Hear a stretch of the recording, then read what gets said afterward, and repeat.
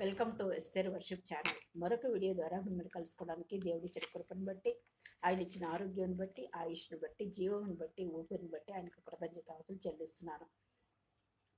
మరొక వీడియో ద్వారా మరొకసారి మీకు నా వందనాలు తెలియజేస్తున్నాను. ఎందుకంటే నన్ను ప్రోత్సహిస్తూ, బలపరుస్తూ, ఆదరిస్తూ, నడిపిస్తున్నందుకు మీకు నా వందనాలు తెలియజేస్తున్నాను. మీ అందరూ కూడా దేవుని నామంలో, విశ్వాసాల్లో, ఆయన యొక్క సన్నిధిలో ఎదుగుతూ ఉండాలని ప్రార్థన చేస్తున్నాము. నా గురించి, నా కుటుంబం గురించి మీరు ప్రార్థన చేస్తున్నందుకు వందనాలు. మీ గురించి మేము ప్రార్థన చేస్తున్నాం. దేవుడు ఈ మంచి సమయం ఇచ్చినందుకు వందనాలు తెలియజేస్తున్నాను. మరొక వాక్యం ద్వారా మీతో దేవుని వాక్యం పంచుకోవడానికి దేవుడు చెప్పిన కృపను బట్టి దేవునికి కృతజ్ఞతాస్తులు చెల్లిస్తున్నాను. 3వ యోహాను రాసిన పత్రిక 1వ అధ్యాయము 2వ వచనం. అందులో ఉన్నది 1వ అధ్యాయము 2వ వచనం. ప్రియుడా, నీ ఆత్మ వర్ధిల్లుచున్న ప్రకారము నీవు అన్ని విషయములోనూ వర్ధిల్లుచు సౌఖ్యముగా ఉండవలనని ప్రార్థించుచున్నాను. ఈరోజు ఆత్మలో వర్ధిల్లుట గురించి మనం నేర్చుకుంటున్నాము. చిన్న ప్రార్థన చేసుకుందాం. అత్యంత మహాపరిశుద్ధులను, ప్రేమమైన, కృపామైన, దయామడమైన ప్రభువా, మీ అపరంజి పాదములకు లెక్కలేని స్తుతులు, స్తోత్రాలు, వందనాలు చెల్లించుకుంటూ సాయంకాల సమయంలో మీ పాదానికి వచ్చినామైనా ఈ రాత్రికాల సమయంలో మీ పాద సన్నిధిలో చేరి నాయన వాక్యం పంచుకోవడానికి నాకు ఇచ్చిన సమయాన్ని బట్టి నా ప్రభావ మీకు వందనాలు తండ్రి. నాయన నా ప్రభావ ఈ వాక్యం వివరించకు నాకు జ్ఞానం సరిపోదు. మీ ఆత్మ నడిపి దయచేసి మాతో మాట్లాడి విరుచుని మమ్మల్ని అందరినీ నాయన మరి నా తండ్రి నా ప్రభావ నీ ఆత్మలో వర్ధిల్లట గురించి మాకు నేర్పించి మహింపదమని మీ ప్రియకుమారుడు మా రక్షకుడైన యేసుక్రీస్తు వారికి నీ పాదాలు పట్టుకుని అతి విక్రయంగా వేడుకొచ్చున్నాం తండ్రి. ఆమేన్. ఇక్కడ 3వ యోహానులో 1వ అధ్యాయం 2వ వచనంలో ఏమంటున్నాడంటే, ప్రియుడా, నీ ఆత్మ వర్ధిల్లుచున్న ప్రకారము నీవు అన్ని విషయంలోనూ వర్ధిల్లుచు సౌఖ్యముగా ఉండవాలని ప్రార్థించున్నాడు. ఇది ఈ వచనం గాయి అనే స్నేహితుడికి యోహాను రాసినట్లుగా మనం చూస్తున్నాం అన్నమాట. గాయి అనే స్నేహితుడికి, సహోదరుడికి యోహాను గారు రాసినట్లుగా మనం చూస్తున్నాం. ఈయన ఏం రాస్తున్నారంటే, ప్రియుడా, నువ్వు అన్ని విషయాల్లోనూ ఆధ్యాత్మికంగా, ఈ లోక సంబంధంగా అన్ని విషయాల్లోనూ శ్రేయస్సుగా అంటే క్షేమంగాను వర్ధిల్లుతూ, దేవుని కృపలో ప్రతి విషయంలోనూ వర్ధిల్లుతూ, ఆత్మీయంగాను ఈ లోక సంబంధంగాను వర్ధిల్లుతూ ఉండాలని ఆయన అతని కోసం ప్రార్థన చేస్తున్నాడు. లేకపోతే ఆయన కోరిక అన్నట్లుగా ఇక్కడ ఆయన రాసినట్లుగా చూస్తున్నాం.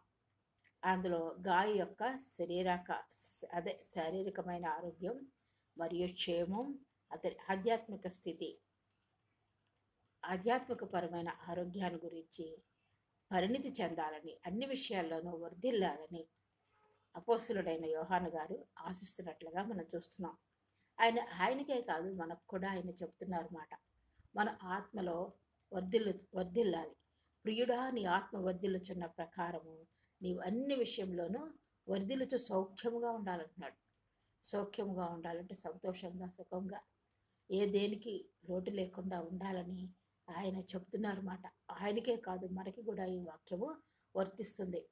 మనము రోమాపత్రిక 10:9 వచనం చూసుకుంటే, యేసు ప్రభు వారిని ఒప్పుకున్నాం.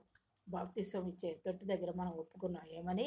అదేమనగా యేసు ప్రభువుని నోటితో ఒప్పుకున్నాం, దేవుడు మృతుల్లో నుండి ఆయనను లేపినని, దేవుడు తండ్రి అయిన దేవుడు మృతుల్లో చనిపోయిన మృతుడైన యేసు ప్రభు వారిని తిరిగి లేపినని నీ హృదయమందు విశ్వసించినట్ల, మన హృదయంలో విశ్వసించాం.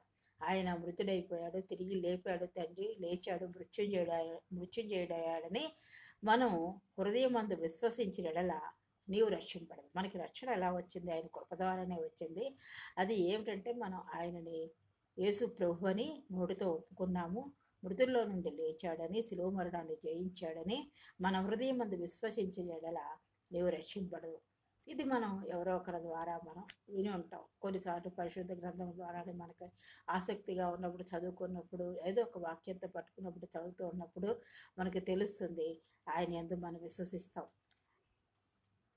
రోమాపత్రిక 10వ అధ్యాయము 17వ వచనంలో వినుట వలన విశ్వాసం వల్ల వస్తుందని వాక్యం ఉంది. అలాగే యేసు ప్రభు వారి గురించి వింటూ ఉంటే మనకి విశ్వాసం వస్తుంది. వాక్యం చదువుతూ ఉంటే విశ్వాసం వస్తుంది. అలా విశ్వసించినప్పుడు మనం ఆయన్ని విశ్వసించి ఒప్పుకొని బాప్తిసం రక్షింపబడతాం అన్నమాట.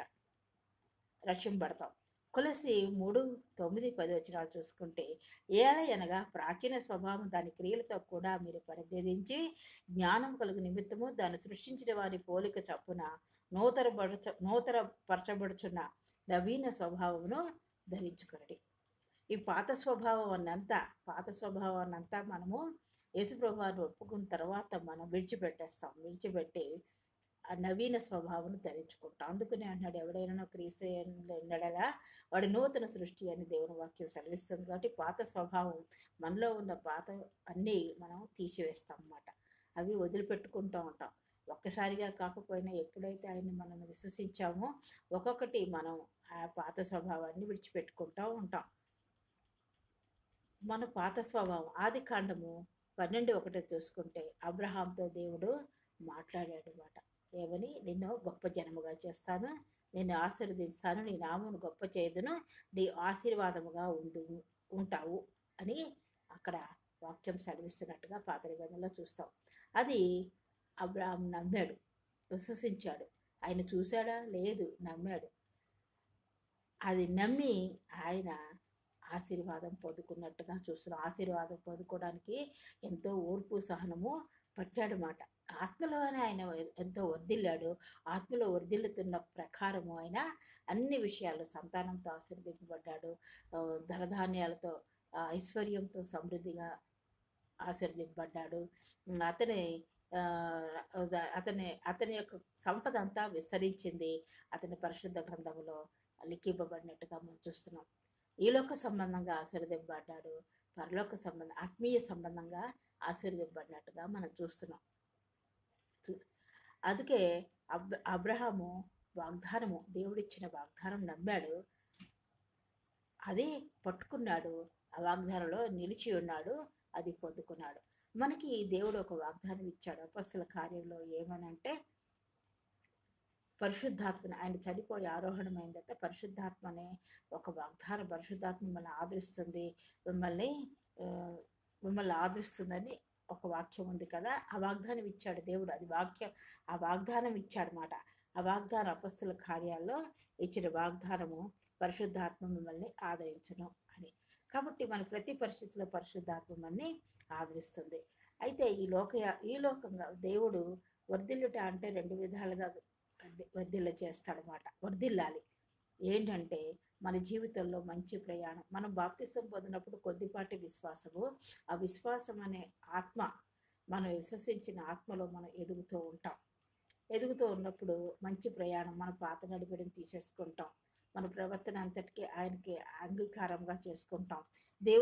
దేవుని యొక్క సామెతలు చెప్పినట్టు 1:7 యెహోవా యందు భయభక్తులు మనం కలిగి ఉంటాము.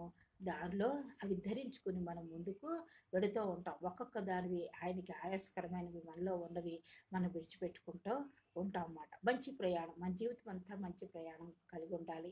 ప్రేమ కలిగి ఉండాలన్నమాట. ఇంట్లో సౌమ్యంగా ఉండాలి, సహనం కలిగి ఉండాలి, బయట వారితో ప్రేమ కలిగి ఉండాలి, ఇరుగు పొరుగు వారిని ప్రేమించాలి, నీ సాక్ష్యం చెప్పాలి, నీ రక్షణానందం గురించి తెలియచేయాలి. అలాగే మన అవసరాల గురించి ప్రార్థన కుటుంబ అవసరాల గురించి, కుటుంబంలో భర్త గురించి, ప్రయాణం గురించి రోజువారీ మనం ప్రార్థన చేసుకోవాలి. వ్యక్తిగతంగా ఉదయకాలం లేచి నీ కుటుంబం అంతా దేవుని రక్త ప్రోక్షణలో పెట్టుకోవాలి. నీ బిడ్డల యొక్క భవిష్యత్తు, నీ బిడ్డల యొక్క భవిష్యత్తు, నీ భర్త యొక్క భవిష్యత్తు, మీరు చేయించిన ఉద్యోగాలు, ఇవన్నీ కూడా దేవుని రక్త ప్రోక్షణలో పెట్టుకుని ప్రార్థనా జీవితంలో, వ్యక్తిగత ప్రార్థనలో, కుటుంబ ప్రార్థనలో మనం ఎదుగుతూ ఉండాలన్నమాట. ఆయన స్తుతించాలి, ఆయన ఆరాధించాలి. మన కోరికలన్నీ ఆయన సన్నిధిలో పెడుతున్నప్పుడు మనం ఎక్కువగా దేవుణ్ణి స్తుతించి ఆరాధిస్తున్నప్పుడు దేవుడు గొప్ప కార్యాలు చేస్తాడు. ఆరాధన ద్వారా గొప్ప కార్యాలు జరుగుతాయి, గొప్ప కార్యాలు జరుగుతాయి. ప్రార్థనా జీవితం ద్వారా ప్రార్థన ద్వారా ఎన్నో గొప్ప కార్యాలు మన జీవితంలో చూడొచ్చు మాట. ఇది మన కోరికలన్నీ ఆయన సన్నిధిలో పెట్టినప్పుడు ఆయన నెరవేరుస్తూ ఉంటాడు అన్నమాట. తగిన సమయంలో ఆయన నెరవేరుస్తూ ఉంటాడు. ఉచితమైనవేవో అనుచితమైనవేవో ఆయన పరిశీలించి మనకి యోగ్యమైనది ఏదో అయోగ్యమైనవి తీసివేస్తూ యోగ్యమైన వాటిని మనకు అనుగ్రహిస్తూ ఉంటాడు అన్నమాట. తర్వాత ఇతరుల గురించి ప్రార్థన చేయాలి. పరలోక ప్రార్థనలో ఏంటంటే నీ రాజ్యం వచ్చును గాక. ఆయన రాజ్యం ఎప్పుడు వస్తుంది? దేవుడు అందరినీ రక్షించినప్పుడు, దేవుడిని గురించి అందరికి తెలియజేసినప్పుడు, దేవుడు అందరిని రక్షించినప్పుడు వస్తుంది ఆయన రాజ్యము. కాబట్టి దాని గురించి భారంగా మనం ప్రార్థన చేయాలి. ఈ రాజ్యం వచ్చును గాక అని ప్రార్థన చేస్తూ ఉండాలన్నమాట. నా విశ్వాసం ద్వారా ఇతరులు రక్షింపబడతారు. ఎలాగంటే మనం వారి గురించి మనం ప్రార్థన చేస్తాము. మనలో జరిగే కార్యాలు వాళ్ళకి తెలుస్తున్నప్పుడు మనం కొన్ని చెప్తాం, కొన్ని చెప్పకపోయినా మన వర్ధిల్లుట చూసేటప్పుడు, మన ఈలోక సంబంధంగా వర్ధిల్లుతో మన ప్రవర్తన చూసినప్పుడు వాళ్ళకి ఆశ్చర్యం కలిగి వాళ్ళు కూడా దేవుడిని తెలుసుకోవడానికి ఆస్కారం ఉంటుందన్నమాట. కాబట్టి ఇవి మనం ఇలాగా ఈలోక సంబంధమైన జీవితంలో ఆశీర్వదింపబడుతూ ఇతరులకి మాదిరిగా ఉన్నప్పుడు మరి ఆత్మీయంగా మనం ఎదుగుతాం. ఆత్మీయంగా ఎదగాలన్న, ఈలోక సంబంధంగా ఎదగాలన్న నీ జీవితంలో వ్యక్తిగత ప్రార్థన అవసరం, కుటుంబ ప్రార్థన అవసరము. దేవుని సన్నిధిలో నువ్వు నిత్య జీవంలోకి పరలోక రాజ్యం చేరుకోవాలి అంటే ఈ సాతాను శోధనలు ఇవన్నీ జయించాలన్నా కూడా నీకు వ్యక్తిగత ప్రార్థన, కుటుంబ ప్రార్థన, వాక్య ధ్యానం, వాక్యాన్ని గురించి ఒక క్రమంగా వాక్యం చదువుకోవడం, ఆ వాక్యాన్ని ధ్యానించడం కలిగి జీవితంలో నువ్వు ముందుకు సాగిపోవాలి. తర్వాత దీనత్వం. యేసుప్రభు వారు వినయం కలిగి ఉన్నారు. దీనత్వం, తెలుగుబడడం పొందినంతగా ఆయన విధేయత చూపించారు. దీనత్వం కలిగి ఉన్నారు. తను తాను తగ్గించుకున్నారు. ఇతరులను క్షమించే గుణం. ఆయన అందరినీ క్షమించాడు. తను అప్పగించే వాళ్ళని క్షమించాడు. యూదాని క్షమించాడు. తన్ని బాధపెట్టిన వాళ్ళని క్షమించాడు. అలాంటి క్షమాపణ గుణం మనం అలవర్చుకుంటూ ముందుకు సాగిపోవాలి. మన మీద, మన కుటుంబాలు కానీ, మనం ఎవరైనా మన అన్యాయంగా బాధ పెట్టినప్పుడు కానీ, నిందించినప్పుడు కానీ, దోషణలు చేసినప్పుడు కానీ మనం వారి గురించి ప్రార్థన చేస్తూ ఆ సాతాన్ని బంధిస్తూ ప్రార్థన చేస్తే మనం ముందుకు సాగిపోతే దేవుడే వాళ్ళని చూసుకుంటాడు అన్నమాట. దేవుడే విడుదలిస్తాడు మనకి. దేవుడు గొప్ప కార్యాలు చేస్తాడు. అయితే ఆత్మీయ జీవితంలో నమ్మాలి. ఇవన్నీ ముందు అన్నిటికీ కన్నా ముఖ్యం ఏంటంటే నమ్మాలి. నమ్మడం అంటే మనం చూడలేదు కాబట్టి విశ్వాసం అనే మనోనేత్రంతో మనం చూస్తున్నాము.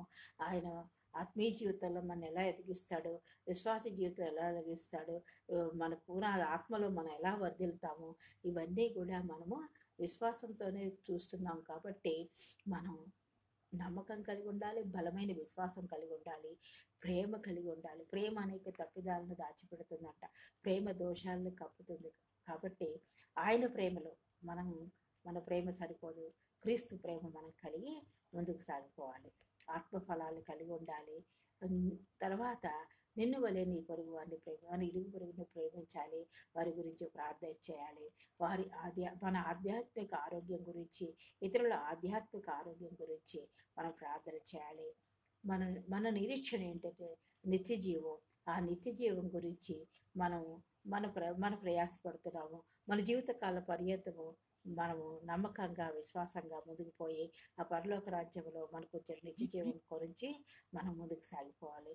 ఆయన ప్రేమలో ఆయన సంపూర్ణత అంటే ఆ క్రీస్తు ప్రేమలో సంపూర్ణత ఉంది.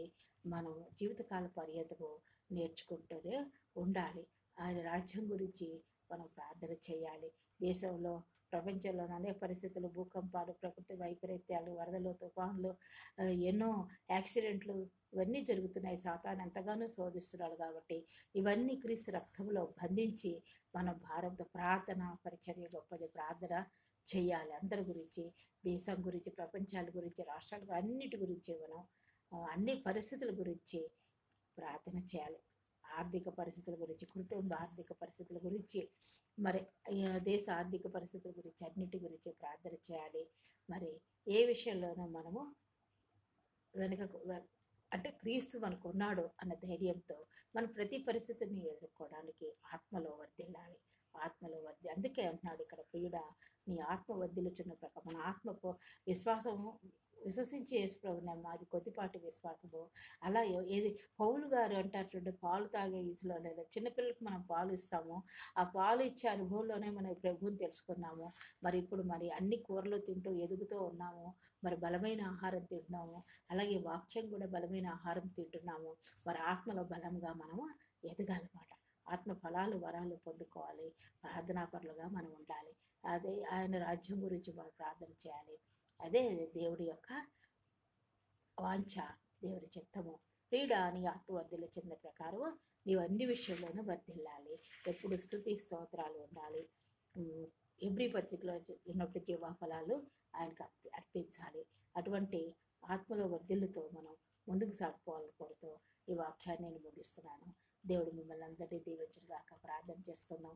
అత్యంత మహాపరిశుద్ధులను, ప్రేమమేడు, కృపామేడు, దయామేడు ప్రభా, మీ అప్రంజి పాదములకు లెక్కలేని స్తుతులు స్తోత్రాలు వందనాలు చెల్లించుకుంటూ ఈ రాత్రి కాలశాలు మీ పాత్రనికి వచ్చిన నాయన నీ ఆత్మలో వర్ధిల్లట గురించి మాకు సౌఖ్యంగా ఉండాలి. అన్ని విషయాల్లోనైనా ఈ లోకమైన ఆశీర్వాదాలతో మేము జీవిస్తూ ఈ లోక సంబంధమైన బురద మాకు కట్టుకోకుండా ఆత్మీయ జీవితంలో మేము ఎదుగుతూ, ఈ లోక సంబంధంగా ఆత్మీయ జీవితంలో మేము ఎదుగుతూ నా ప్రభ ఫలభరితమైన జీవితంలో సౌఖ్యముగా సుఖముగా ఉండాలని మీ చిత్తం కాబట్టి అటువంటి సుఖానందమైన ఆత్మ నడిపింపులో ఆత్మ వర్ధిల్లుటలో మేము జీవించే కృపను గురించి మాకు సహాయం చేసి మహింపదమని మీ బ్రేకుమాడు మా రక్షకుడైన యేసుక్రీస్తు వారికి నీ పదాలు పట్టుకుని అతి మిక్కిలీనంగా ఎడుకొచ్చినాం తండ్రి. ఆమె. దేవుడు మిమ్మల్ని అందరినీ దీవించుగాక. నా గురించి, నా కుటుంబం గురించి ప్రార్థన చేయాలని మీ అందరి గురించి ప్రార్థన చేస్తున్నాము. మీ అందరూ కూడా విశ్వాస జీవితంలో ఆత్మల వర్ధిల్లుతో ముందుకు సాగిపోవాలని కోరుతూ ఈ వాక్యాన్ని వీడియో నేను ముగిస్తున్నాను. దేవుడు మిమ్మల్ని అందరినీ దీవించుగాక.